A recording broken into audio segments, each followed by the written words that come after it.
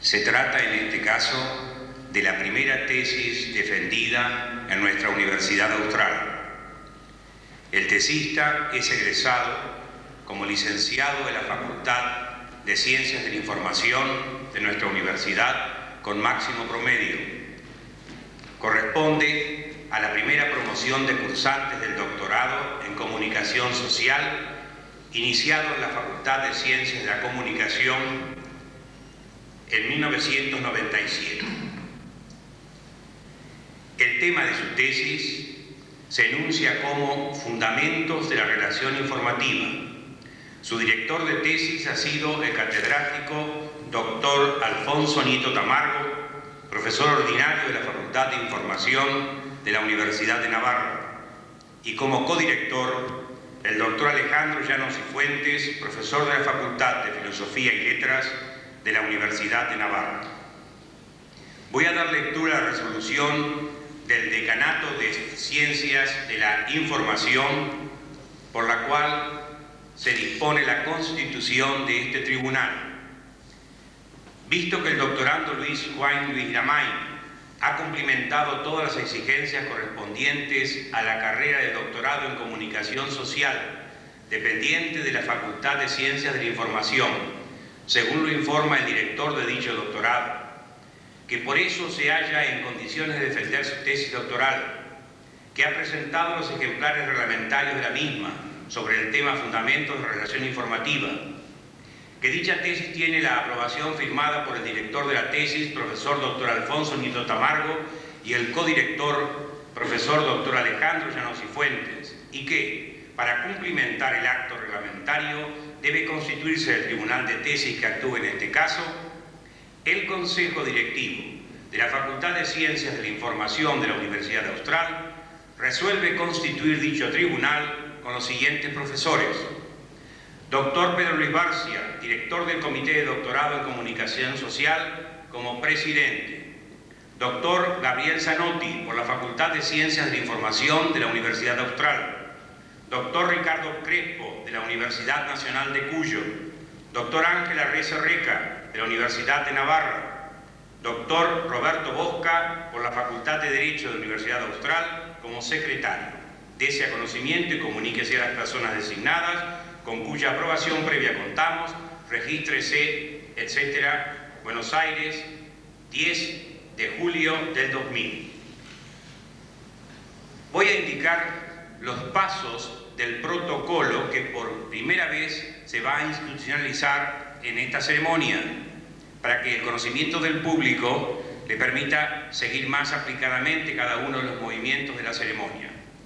En primer lugar, se le va a conceder la palabra al doctorando Juan Luis Iramain, concluida la cual se invitará al señor director de tesis para que haga uso también de la palabra. Acabadas las dos exposiciones, por orden creciente de menor antigüedad del doctorado, mayor antigüedad, los expositores, miembros del tribunal, irán haciendo sus exposiciones, observaciones, preguntas o consideraciones en torno al trabajo de tesis. Después se le dará la posibilidad de réplica, respuesta o satisfacción de preguntas o cuestiones al doctorando. Una vez que concluya el doctorando su exposición, vamos a solicitarle a los señores del público que se retiren para hacer un pequeño receso en el cual estableceremos la evaluación definitiva que corresponde a la tesis doctoral. Concluida esta evaluación y establecida la minuta con la nota y la firma de los presentes, el señor secretario va a invitar nuevamente al público presente a que se incorpore a la sala, y entonces el tribunal dará a conocer la evaluación y calificación que corresponde a esta tesis doctoral. De inmediato se invitará al doctorando a pasar al estrado y será saludado por los miembros del tribunal y después por el señor rector y el señor decano de la facultad. Finalmente, la presidencia invitará a los presentes que hagan demostraciones de adhesión o no al acto, y lo digo para que en la medida de que el acto pueda más desarrollarse con normalidad y sin interrupciones para evitar nerviosidades por parte del señor doctorando, vamos a reservar el entusiasmo latino para la finalización del acto. Y después de esto se dará por concluida la sesión.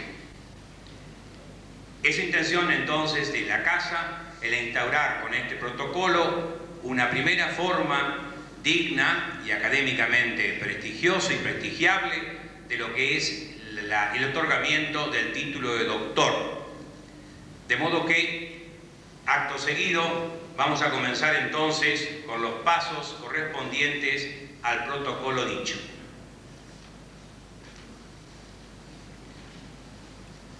Señor doctorando, licenciado Juan Luis Iramay, el tribunal ha acordado concederle a usted alrededor de 30 minutos para su exposición. Tiene usted la palabra. Con la venida del tribunal. La experiencia de elaborar una tesis doctoral se parece, en cierto modo, al avance de un potro. ¿Por qué esta comparación aparentemente poco respetuosa? Porque investigar un tema con mente científica equivale a domesticarlo, humanizarlo para que sea manejable. ¿Y acaso no hay algo de eso en el avance? Esta tesis tuvo un nacimiento gélido. Fue una noche helada de junio de 1996, mientras caminábamos por la avenida Callao el profesor Alfonso Nieto y yo. Quien ahora les habla intentaba explicar y explicarse el entusiasmo compartido por un tema teórico y práctico a la vez, el fundamento de la relación en el mercado informativo. En un momento de la conversación, el profesor Nieto optó por poner los pies en la realidad con estas preguntas. ¿Has pensado en las relaciones entre el emisor y el destinatario, entre ambos y el medio, entre las empresas informativas y las agencias? Y siguió algo más la enumeración. Yo había considerado algunas veces esas relaciones y llegaba inevitablemente a la misma idea.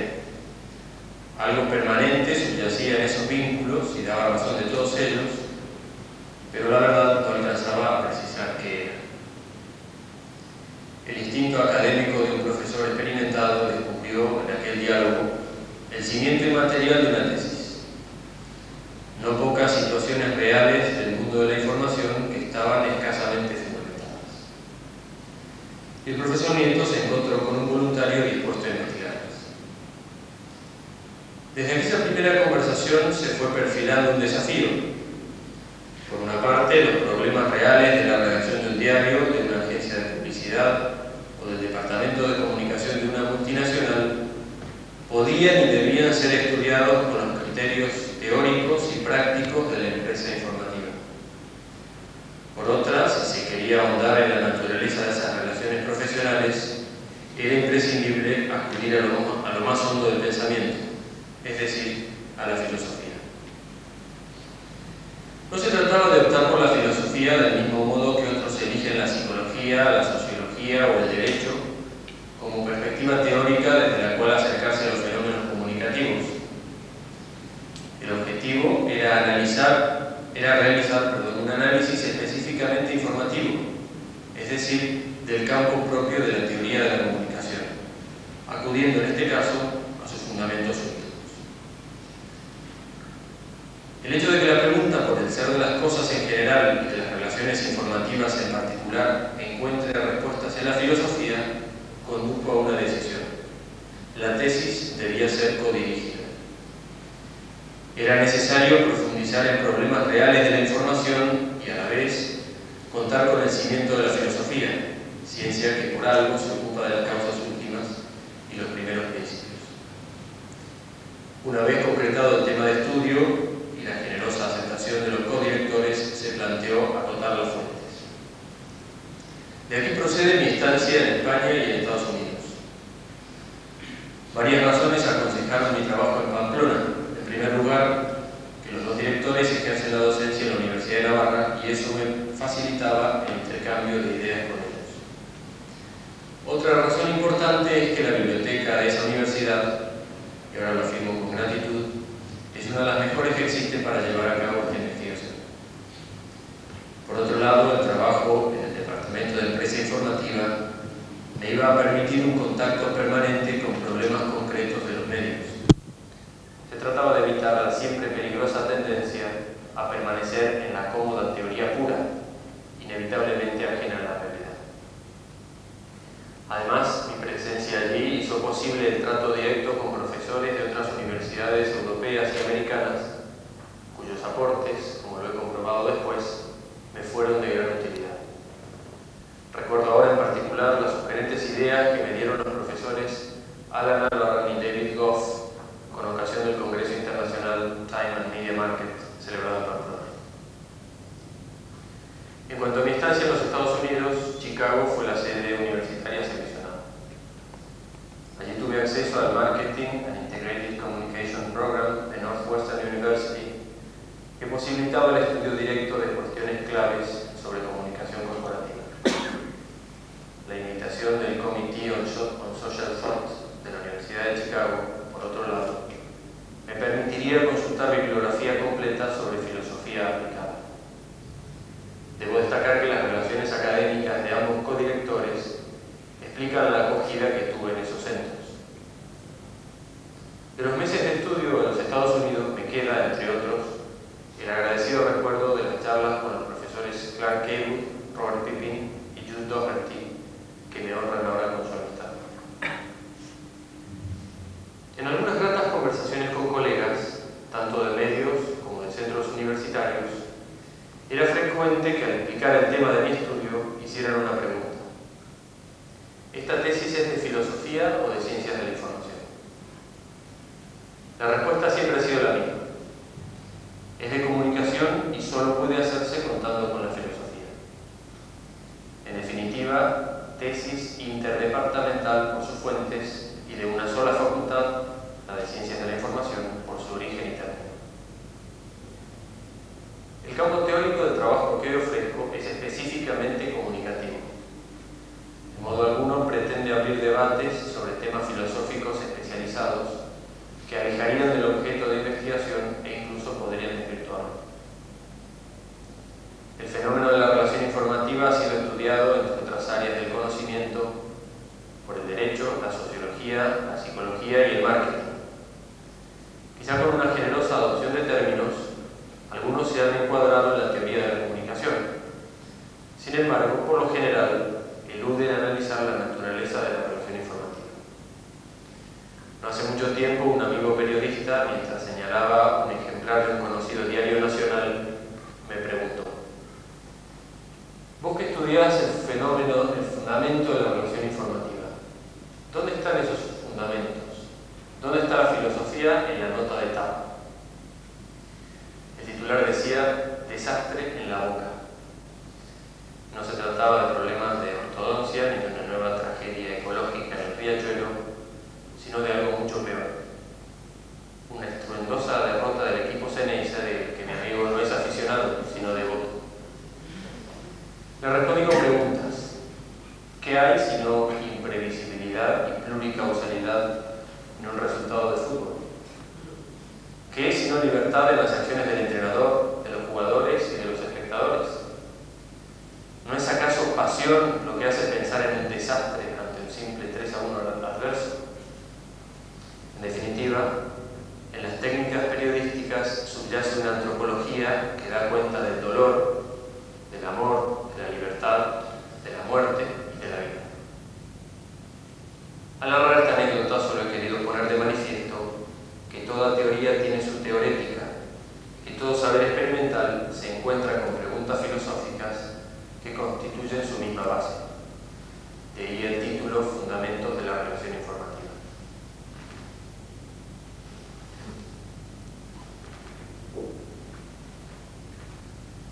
Pondré ahora brevemente el punto de partida, hipótesis de trabajo, método y las razones que estructuran el estudio que he sometido a la consideración del tribunal. El punto de partida, origen de esta tesis, está en la atenta consideración del mundo profesional. La ausencia de fundamentación existencial del quehacer informativo, tienen ahora a mi memoria no pocas redacciones de diarios, proviene en buena medida de la falta de reflexión sobre las causas. Con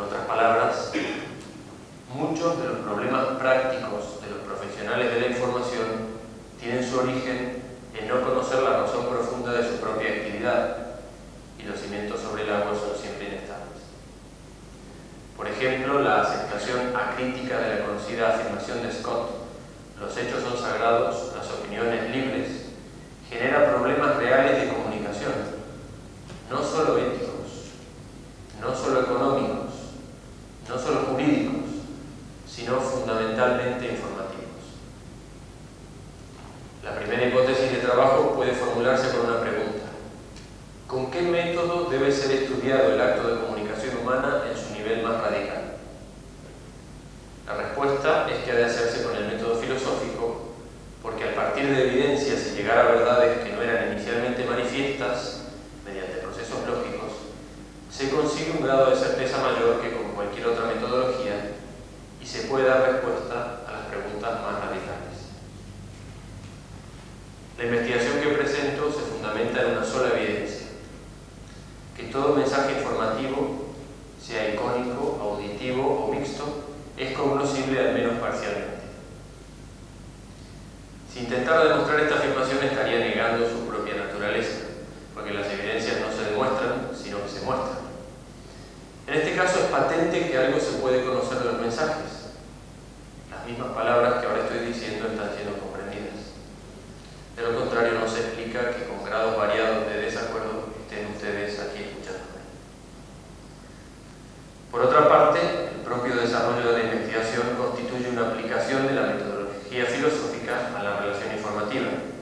En ese sentido, hace las veces de corroboración empírica de esa conjetura. La segunda hipótesis tiene su origen en Aristóteles y con un enunciado afirmativo se expresa de la siguiente manera: la realidad material puede explicarse con aceptable rigor y hasta donde es humanamente posible a partir de un esquema tetracausal. Son las conocidas 4 causas: eficiente, material, formal y final. Tanto Aristóteles como sus muchos discípulos a lo largo de los siglos han fundamentado esta teoría. A mí me corresponde ahora bosquejar el uso que he hecho de ella. Debo decir que la aplicación del esquema causal a la realidad no enteramente material, que es el acto comunicativo, constituye una parte de mi estudio que considero esencial. La relación informativa es un acto de la inteligencia. Por eso, al referir las causas a una realidad parcialmente inmaterial, hago un uso analógico de ellas. Hecha esta salvedad, entiendo que el sujeto de la relación informativa, la persona, es su causa eficiente. La dimensión material del mensaje es la causa material. La forma, el diseño y el contenido es causa formal. La intencionalidad de la gente, su causa final. Por esta vía se ofrece un esquema teórico adecuado para analizar la acción humana concreta, que es el acto informativo. Las dos hipótesis antes enunciadas no son corroborables, en el sentido popperiano del término, como tampoco son falsables. Son puntos de partida de análisis concretos de problemas reales. Y en este marco sitúo mi aportación.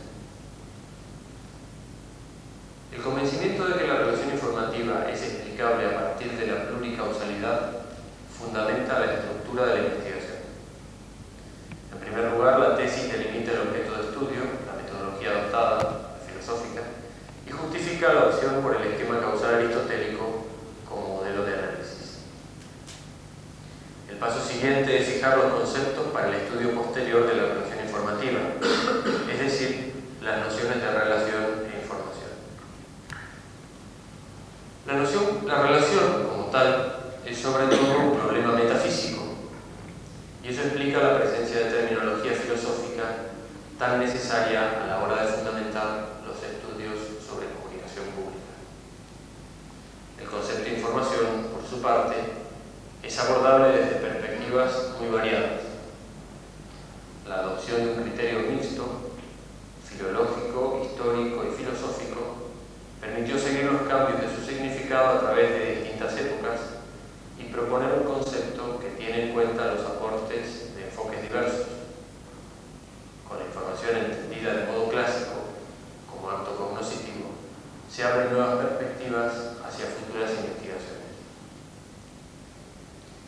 Al enmarcar el objeto de estudio, la relación social y el mercado son temas ineludibles, que evitan entender la relación informativa como un elemento de laboratorio desarraigado del ámbito en el que está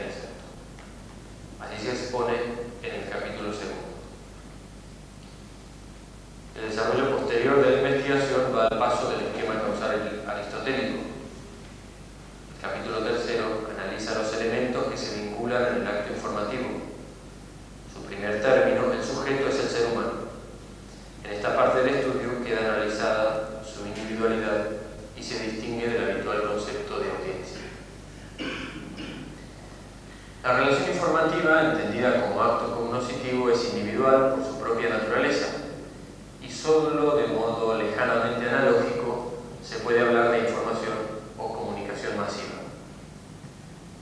El segundo término, el mensaje, se determina en virtud de la naturaleza intelectual del acto informativo. Mientras que el sujeto es causa eficiente de la relación, la materialidad es su causa material.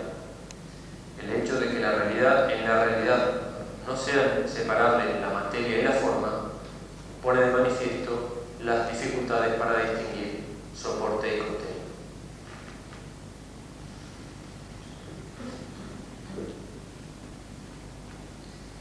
¿Dónde situar el marco de la investigación? ¿Dónde está el núcleo de la investigación que pretendo? La respuesta es difícil, pues el estudio no tiene un solo eje. Recuerdo ahora un hecho que puede ilustrarlo. Durante mi estancia en los Estados Unidos, en una ocasión, mientras trabajaba en la biblioteca de Northwestern University, me pareció conveniente cruzar 4 palabras en el buscador informático. Eran information, knowledge, media y philosophy. La respuesta fue abrumadora. Aparecieron en la pantalla 268 textos que comprendían los 4 ejes. En medio del exceso de información, pude optar por los autores más conocidos y agradecí que los 4 términos hubieran acotado tan sustancialmente mi búsqueda. Pero decía que los ejes son varios.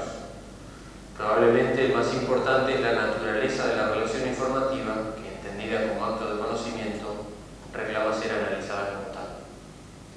Por eso me adentro en el estudio del modo en que la forma del mensaje es poseída por el sujeto cognoscente. La doctrina aristotélica del conocimiento como acción inmanente o praxis resulta de particular utilidad.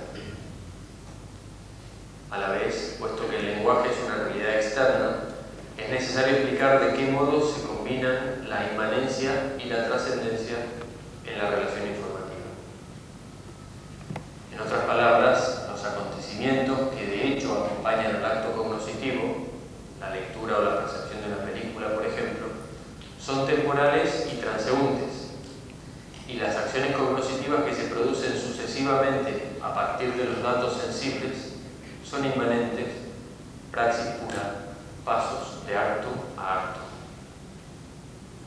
Esta solución que propongo pone de manifiesto que no son contradictorias la doctrina aristotélica del conocimiento como praxis y la evidencia de que conocemos contando con el tiempo y lo hacemos además en el tiempo.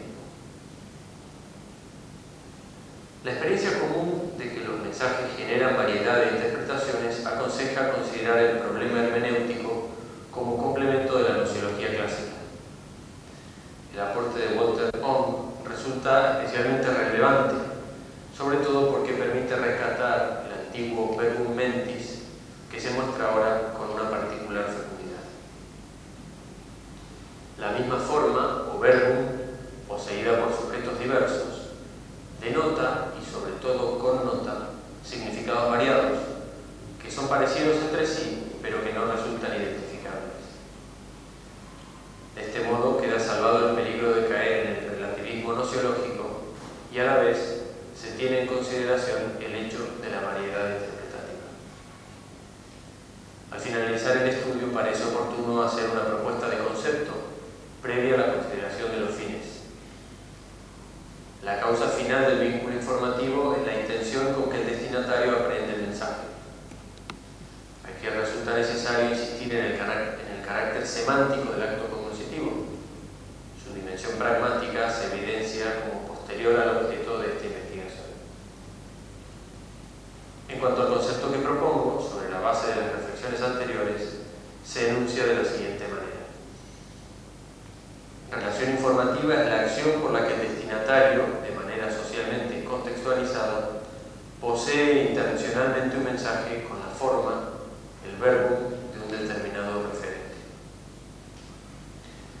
Sobre todo porque el tema hermenéutico está incorporado. Bien incorporado, mejor que después, pero está bien incorporado.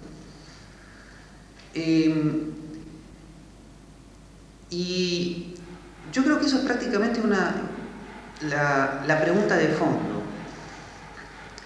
Después, sobre todo, por ejemplo, en la página 72 se observa la utilización de la palabra moderno en un sentido demasiado peyorativo, que no coincide con el espíritu general de la tesis. Por ejemplo, cuando se identifica el pensamiento moderno igual al mecanicismo, que es uno de los tantos aspectos que se ha dado también en ese misterio que llamamos modernidad.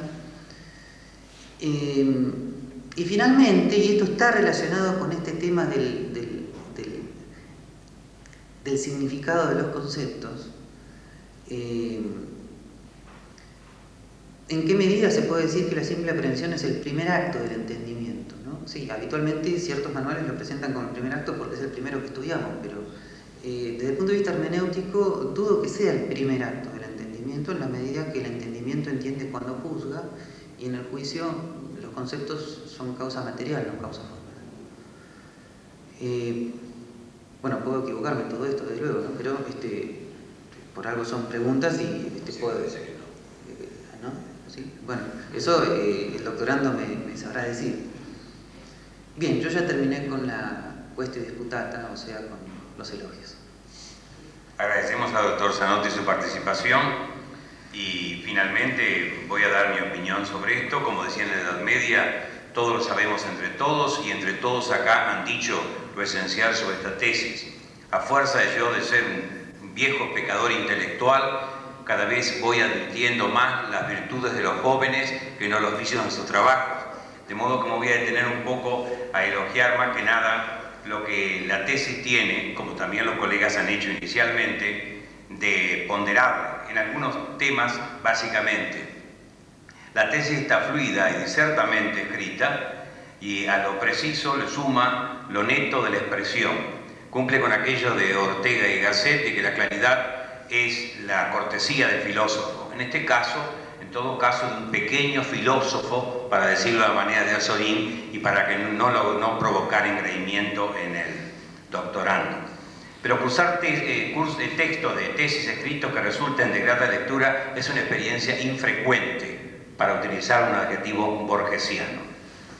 Es elogiable la efectiva y sostenida preocupación del doctorando, así los colegas han señalado, por definir cada uno de los términos básicos de su discurso. Claro que no puede hacerlo con todos, porque si no sería una especie de análisis semántico permanente, pero lo más importante, y no es frecuente tampoco esto, que se atenga coherentemente a las excepciones dichas, cumpliendo con aquello que decía Berzón en la introducción a la metafísica, definir las cosas y después llamarlas siempre de igual manera. Saca muy buen jugo, esto también es elogiable, del arranque etimológico de los vocablos claves, respondiendo a una premisa aristotélica de que en el étimon está la verdad de la cosa inicial. Estudia también con una perspectiva diacrónica la evolución de conceptos fundamentales como relación e información, que clarifica muchísimo en la evolución del tiempo estos dos conceptos. Estimo, ya otros han señalado esto, que retraer los planteos de la cuestión informativa a los 4 modos de causa es un acierto que se propone para todo enfoque en las cuestiones comunicacionales en adelante. Yo creo que la tesis en sí es un aporte, estimo, que es un aporte neto y orgánico en cuanto a marco valioso y esclarecedor, como un encuadre para un vasto conjunto de problemas con que pueden enfrentarse. Creo que va a ser un instrumento interesante para ocultar problemas futuros, o por lo menos para tomar posición frente a problemas futuros. Nos place que esta tesis tan bien lograda sea la inicial de nuestra universidad. Es un buen augurio. Principios quieren las cosas. Esta es una frase aristotélica que la gente en la plaza repite porque se convirtió en refrán. Pero también que el principio sea valedero realmente nos congratula. Yo quisiera hacer 2 reflexiones que tienen su pizca de amonestación para el nivel intelectual del doctorando. En primer lugar, como yo no me manejo, soy doctor en letras, me manejo con cuentos y con versiones ficticias de la realidad, voy a buscar la categoría en dos anécdotas, que es lo que decía Eugenio Dor que hay que hacer, y no quedarse en lo anecdótico. Sarah Bernhardt, la gran dramaturga francesa, estando de vacaciones en un pueblo de provincia, se acercó a un teatrito miserable a ver una versión que daban de una obra de Corneille. Y el boletero la reconoció. No, señora, no le puedo cobrar. ¿Cómo no me va a cobrar? Pero señora, entre colegas. Mucho va de maestro a maestro y mucho va de doctor a doctor. Esto hay que tenerlo presente. Lo segundo, la frase que mencionó el doctor Bosca y que algunos han atribuido a Landelil acerca de que somos enanos montados en hombros de gigantes, esta frase que se le ha atribuido a 6 o 7 personas de edad media, como era tan comunitario todo allí, parece que la autoría desaparecía. Pero Oscar Wilde nos da una versión nueva de esto en un apólogo de los últimos que escribió este hombre de vida tan desastrada. Y el texto dice así: imaginémoslo si Juan Luis podría decirlo respecto de don Alfonso. Mira, maestro, veo más lejos que tú y soy más alto que tú, dijo el discípulo cabalgando en los hombros del maestro. Sabemos perfectamente que esto el doctorando no va a decir nunca, porque es nacido en el reino de Tucumán, como decían las crónicas antiguas, ha sido bien educado y es bien nacido. En segundo lugar, porque posiblemente no ha de tener defectos por aquello de Benavente: bienaventurados vuestros discípulos, porque de ellos serán vuestros defectos. Y como don Alfonso Nieto no lo tiene, él no ha heredado esto. Quiero recordar, sí, finalmente, aquellos 2 versos del romance viejo que son el estímulo para toda la tarea intelectual, si tiene el apoyo correspondiente que los versos dicen: dele Dios ventura en armas como al paladín Roldán. Y lo felicito. A continuación vamos a hacer no sé si necesita usted un breve receso o usted ya ha ordenado sus... No hace falta. Bien, el doctorando tiene las ideas claras y distintas, cartesianamente hablando, de modo que entonces vamos a escuchar sus reflexiones acerca de las observaciones, comentarios y preguntas que los doctores de esta mesa han hecho. Puede usted proceder a hacerlo. Bueno, en primer lugar quería agradecer la deferencia del tribunal, la paciencia por leer la tesis y agradecerles, además de haberla leído con el detenimiento que compruebo que la han leído, mucho mayor que el mío en algún caso, y que me hayan hecho estas sugerencias. Voy a hacer alusión entonces, no a todos, pero sí a algunos de los comentarios que me han ido haciendo. Respecto del comentario que me hace el doctor Crespo sobre el concepto de relación social como relación sui generis, como la plantea Donati, bueno, tomo nota de ese concepto de unidad de orden ya aportado por los clásicos, que pienso incorporar y usarlo como complemento de esa idea. En realidad, lo de sui generis me parece que hay que contextualizarlo y quizás debería haberlo hecho, y pienso que de cara a una posible publicación conviene que sea así. Sui generis lo entiende Donati no porque se salga, no porque sea un género propio dentro de la clásica distinción de relaciones, la sustancial, la trascendental y la accidental, en el supuesto de que se admita la existencia de las trascendentales, sino porque dentro de las accidentales, que así lo entiende Donati, la relación social es una relación accidental, no es una relación ni de razón, como la entienden los idealistas, ni cuasi material, como la entienden los marxistas o la escuela crítica, sino una realidad objetiva externa, porque tiene manifestaciones materiales, palpables, pero vivida interiormente por los sujetos. Yo creo que a eso se refiere Donati cuando dice eso. Yo lo recojo con esas mismas palabras. Ahora acaba en la página páginas 94 y 95, pero quizá debería puntualizar que se alude a la relación social con esos términos sui generis en ese sentido. Dentro de la relación accidental tiene una cualidad muy particular que es esta, es una realidad objetiva externa, pero vivida interiormente. Los ejemplos que pone Donati, que yo mismo recojo, son los de la familia o la clase social, que reúnen esas cualidades. Respecto del concepto de audiencia como sujeto de la relación informativa, se podía entender de modo análogo audiencia como sujeto de la relación informativa. Entiendo que sí, que tiene mucha utilidad eso, y a los efectos de medición de rating y de otras mediciones es muy útil hacerlo.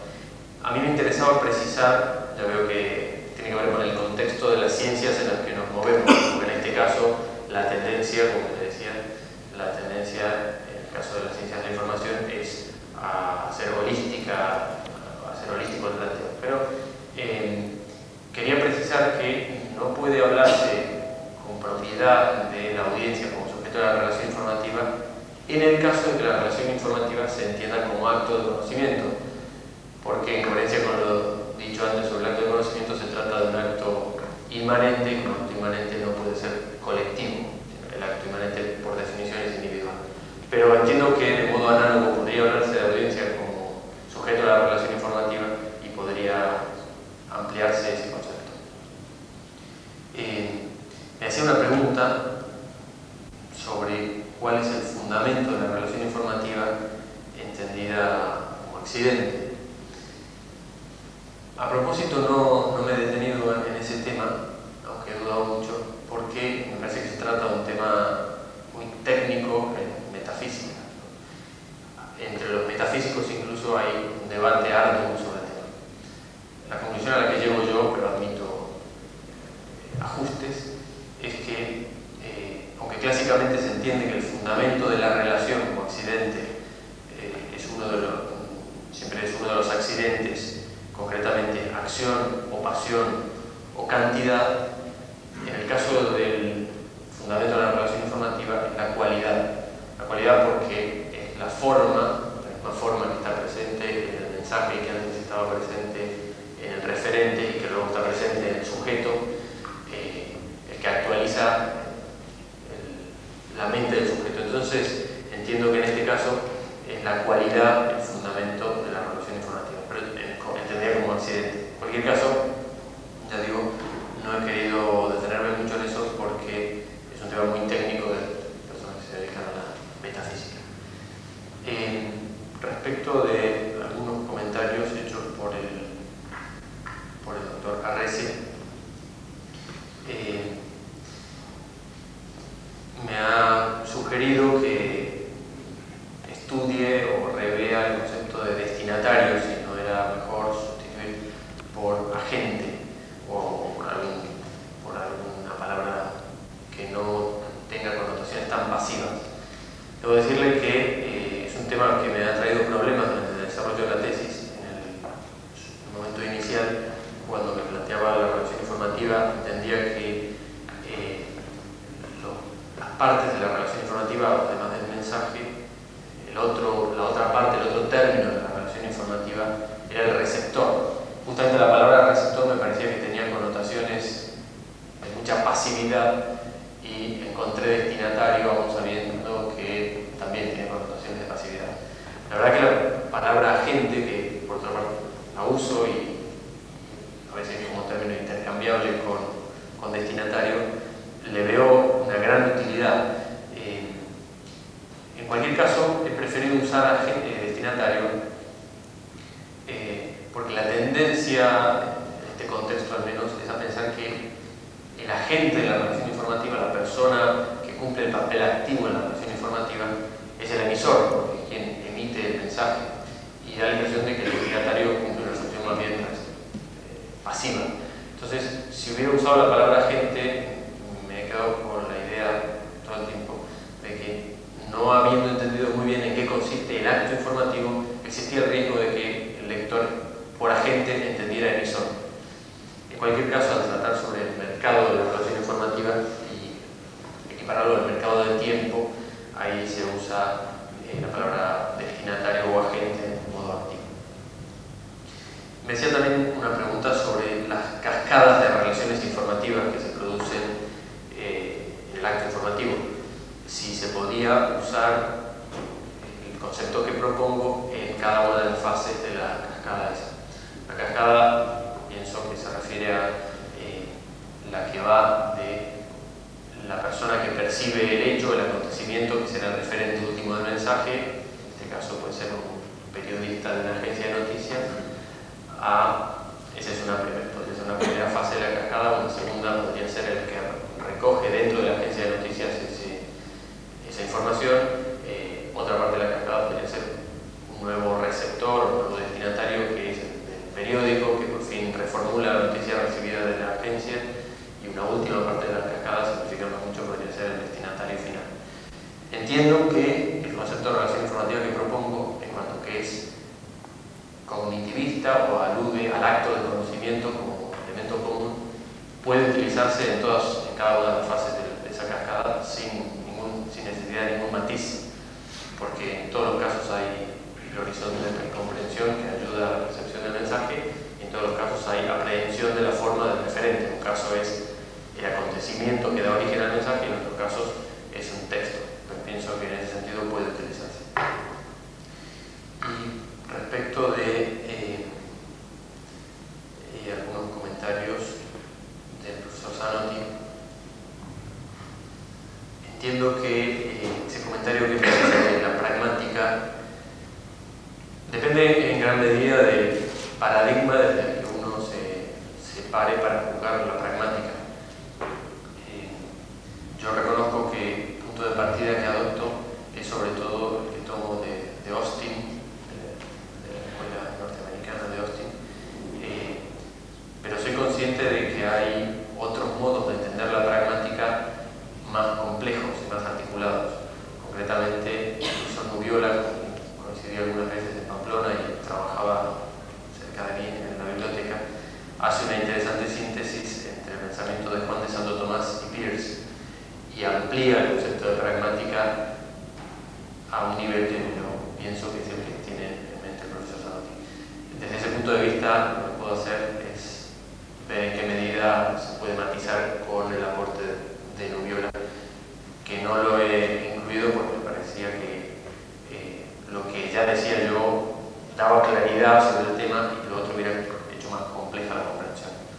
Pero me parece muy oportuno lo que me dice. Y después, respecto de la simple aprehensión como primer acto del entendimiento, sí, pienso que también es un problema semántico. Es sabido que en metafísica el término acto es máximamente analogable, que se entiende como forma o como muchos otros términos. Entonces, en un sentido, la simple aprehensión puede ser entendida como primer acto del entendimiento y en otros no. Entonces, amparándonos en lo analogable que es el término acto en metafísica, pienso que la respuesta puede ser binaria, por un sí o por un no, y vale. Respecto, por último, de los errores formales que me mencionaba el profesor Crespo, no quiero descargar mi responsabilidad en Bill Gates respecto de la falta del lugar inapropiado de algunas citas, o que sea, pero bueno, de cara a una posible publicación voy a hacer las correcciones oportunas. Bien, concluida la exposición del doctorando, vamos a rogar al público presente que se desplace hacia más allá de la cortina. Entre tanto, nosotros hacemos un receso para hacer la evaluación del trabajo. Muchísimas gracias, disculpen a morir.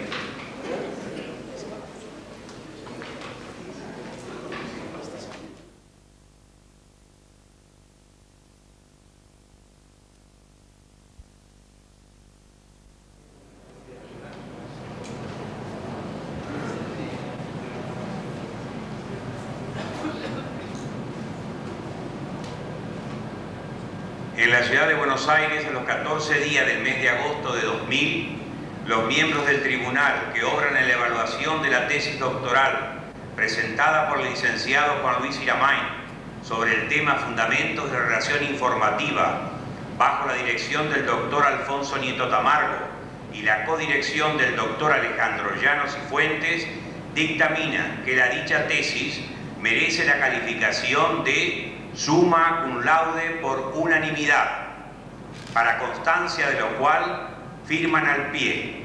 Rogamos al doctor que suba al escenario para firmar la minuta correspondiente.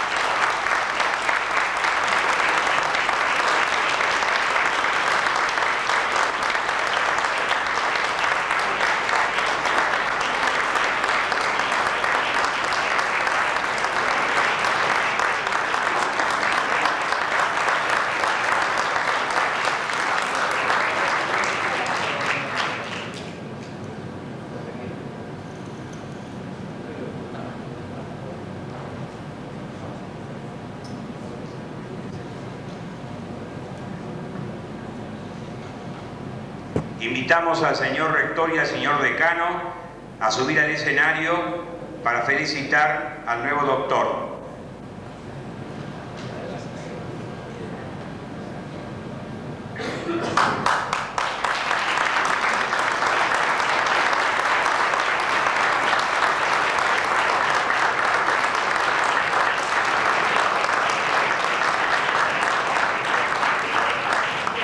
Invitamos al señor director de la tesis a que suba al escenario para recibir las felicitaciones correspondientes, y en nombre de nuestro señor decano le agradecemos toda la dedicación que ha prestado a esta dirección.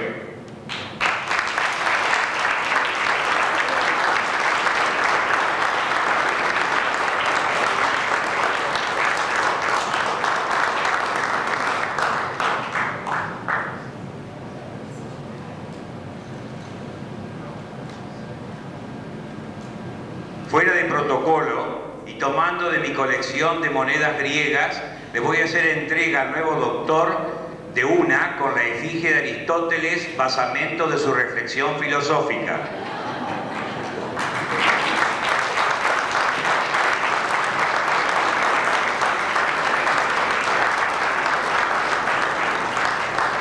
Agradecemos la presencia del público y pueden festejar la existencia de un nuevo doctor y el primero de nuestra Universidad Austral. Muchas gracias.